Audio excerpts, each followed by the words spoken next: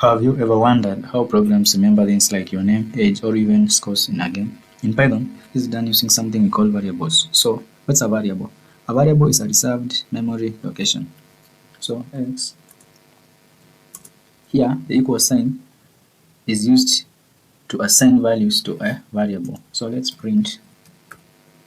So, in Python, we use the print function to display the value assigned to a variable. So, let's run this together. So, it's 5.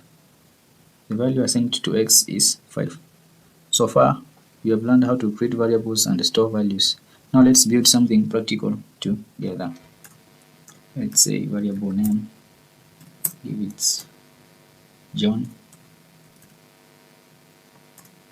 age, variable age, let the age be 20. Now let's print Emma.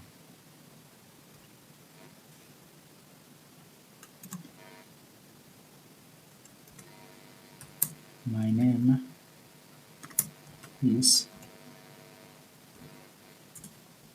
let's do the same for age. Then let's run this together. My name is John and my age is 20. So today you have learned what variables are, how to create them, and how to use them. Note this, that variable values can change. For example, let's put a new age, and let's assign the value 40. And let's run and see. You see our result has changed. My name is John and my age has changed to 40. Here, the age is no longer 20, but it changes to 40. That's why they are called variables, because they can vary. Also, let me mention some rules that are followed when naming variables. Number 1, a variable must start with a letter or underscore. Number 2, it cannot start with a number. Number 3, variables are case sensitive, and one should not use a keyword as a variable. So, what is a keyword in Python? So, keywords in Python are words like print, sum, sub, etc., etc. We'll learn this as we progress in future lessons. Also, on the matter on case sensitive, it means when we have a uppercase, let's put an uppercase there.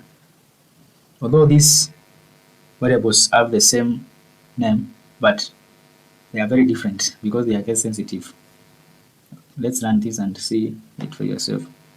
You see, age is now 20. This is what it means when we say variables are case sensitive. They might be the same, but when the casing is different, then they are very much different. So if this has helped you, please click the subscribe button, like and share. In the next video, we'll learn about data types. See you there.